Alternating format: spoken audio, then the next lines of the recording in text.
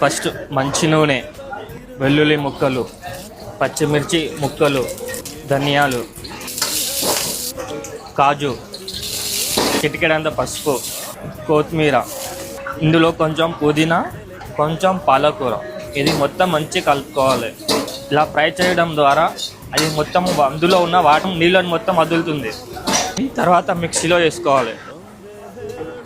ముందు మంచి నూనె, గార్లిక్ ముక్కలు, ఎండుమిరపకాయలు, పచ్చిమిరపకాయలు, కరివేపాకు, ఇందులో కొంచెం పసుపు వేసుకోవాలి. మనం ముందే ఉడకబెట్టుకున్న చికెన్, కొంచెం మంచినీళ్ళు పోసుకోవాలి. తర్వాత మనం ముందే కొట్టి పెట్టుకున్న కొత్తిమీర గ్రేవీ వేసుకోవాలి. ఇది వేసుకున్న తర్వాత మంచిగా కలుపుకోవాలి. ఇందులోకి తగినంత ఉప్పు, ధనియాల పొడి, గరం మసాలా, కస్తూరి మేతి పౌడర్ వేసుకొని మంచిగా కలుపుకోవాలి. చివరిలో కొంచెం నెయ్యి వేసుకోవాలి.